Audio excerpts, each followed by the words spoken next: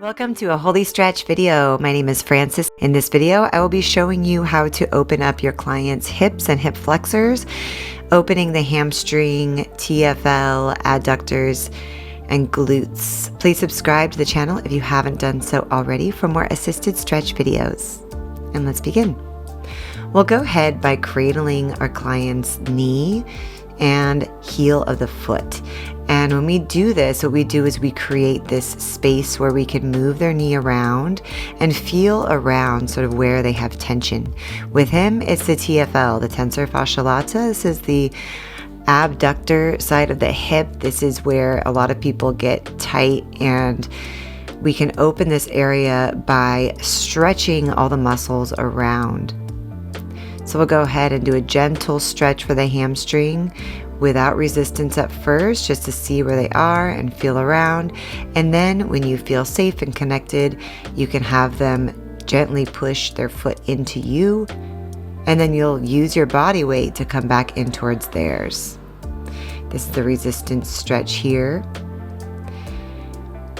Let's see if we can open up the adductors now. The adductors are the inner thigh right here, the groin area. So for him, he was a little bit locked up, basically in all the intimate areas of the hip, which can sometimes be challenging to get into. But again, when we can open up the muscles around, we can get into the groin area and the psoas. We'll open up the adductors here by having them squeeze their heel in and extending.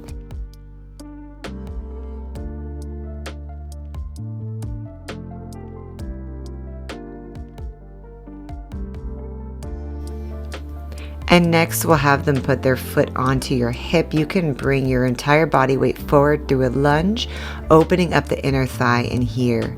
So I'm showing you very quickly a short routine. So typically I would spend a lot longer with a client if they had tight hips, but sometimes you have a client that needs you for 5 or 10 minutes right after they work out and you don't have a lot of time. This is just a good way to help open everything up. Resistance stretching is also extremely effective, so it doesn't take a whole lot either. Let's see if we made any difference for the TFL by having them push their knee out, and then we'll push it back in. See if you can create that rotation in their hip. See what areas of their hip needs a little more work. For him, he definitely had still a lot more tension on the outer thigh. So what we're going to do is we're going to do a Soaz Opener or hip flexor stretch by bringing their leg underneath the opposite leg. We can press our hand into their psoas to open up.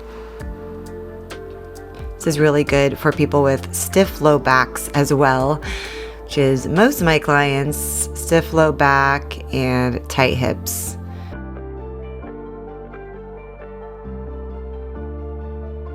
Have them take a nice deep breath into the low back, into the sacrum, and then we'll go ahead and switch sides.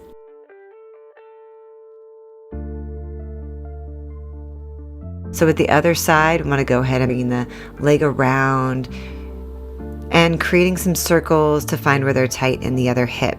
Just because they're tight on the outer hip on one side doesn't mean they're going to be the same on the other side. In fact, a lot of times it's the opposite because they're using it to overcompensate. So different muscles will be tight. See, the TFL was again tight on this side. So what we want to do is have them press open and we're pushing in towards their body. With this client particularly, he had a turn out. So his inner thighs required a bit more strength, whereas outer thighs need a bit more flexibility. It's like a seesaw effect. A little bit goes a long way. They're pushing into you and you're pushing right back.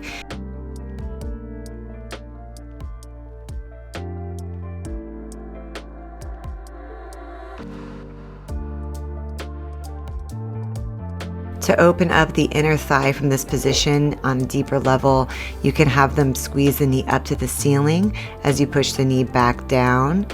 Notice how each of these movements is really cranking their hips open, but in a way that is done safely and effectively.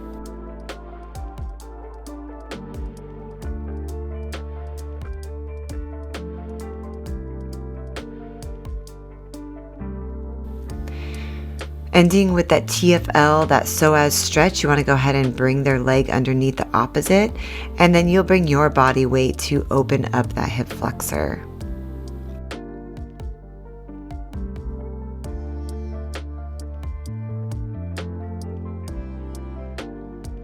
Notice his TFL is opening on this side with this stretch. So what we've done effectively is create movement in the hips, opening in the hip flexors, and a release in the psoas muscles.